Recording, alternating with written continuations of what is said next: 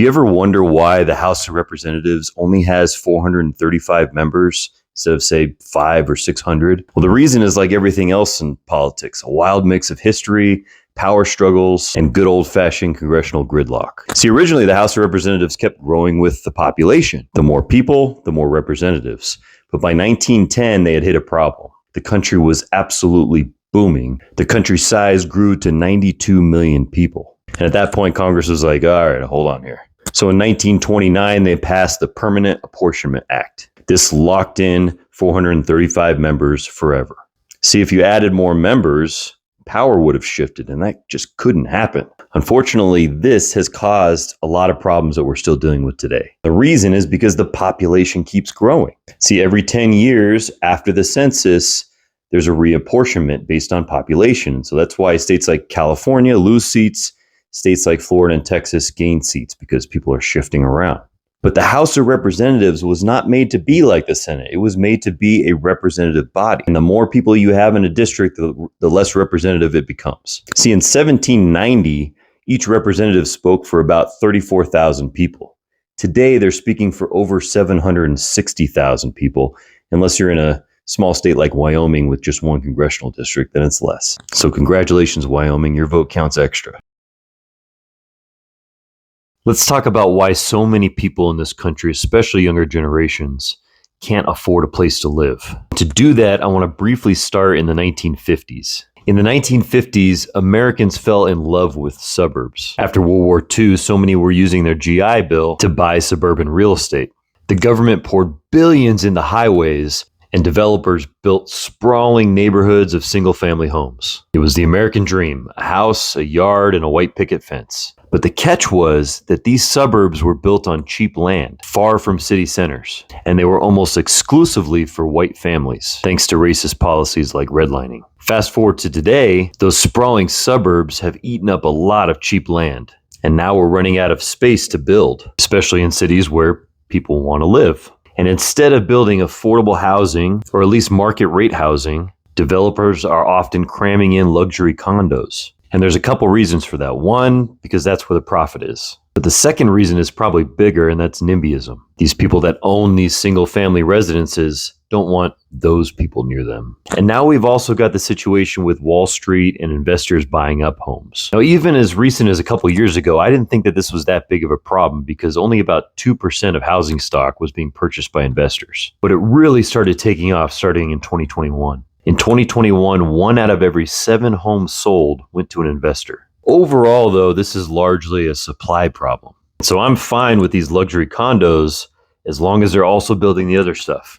And now let's talk about wages. The average rent in the US is well over $2,000 a month, but the average worker only makes $27 an hour. That's an average of 60% of your paycheck going to rent, and that used to be closer to 30%.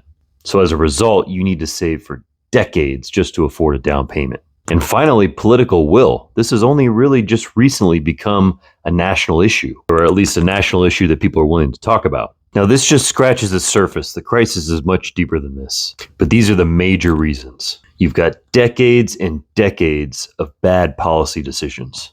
Now we've got 800,000 plus people on the streets. Young people can't afford the American dream, and it's probably the main source of our hurt right now, at least financially. Everyone deserves a place they can call home.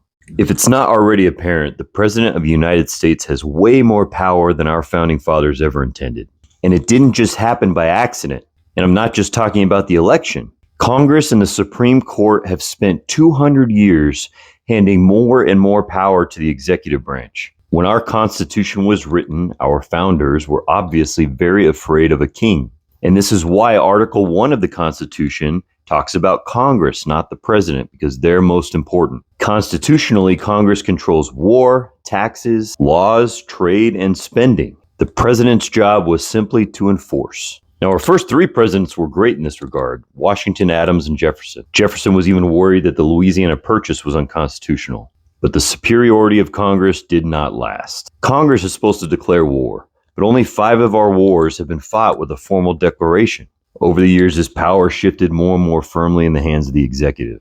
Now, this power really started ballooning with the Gulf of Tonkin Resolution in 1964. This allowed LBJ to fight a war in Vietnam without a formal declaration. And then we have the War Powers Resolution of 1973. This said that the president only had to notify Congress 48 hours after he already took action, and that he doesn't have to withdraw forces for 60 days without a declaration. This is pushed far enough, but almost every president since then has completely ignored this. And then we have the 2001 authorization for use of military force. This gave President Bush unlimited authority to fight terrorism all over the world. And every single president since has used this to their advantage. And then we've got economic power. Again, constitutionally, Congress controls the power of the purse. But in 1934, Congress gave FDR the power to control the value of the dollar. And then in 1974, Congress let Nixon take us off the gold standard.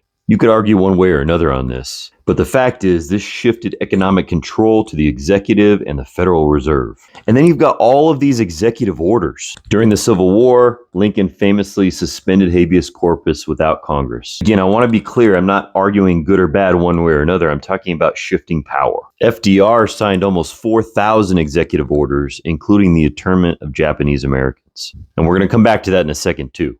And then we've got something that I'm afraid Trump is going to use a lot, and that's the National Emergencies Act of 1976. Since then, presidents have declared 75 national emergencies. The most recent examples are Trump trying to use this to fund his border wall and Biden with his student loan relief. The truth is, though, that Congress can vote to stop it, but they never do. And now we get to what you would think would be the final backstop, the Supreme Court.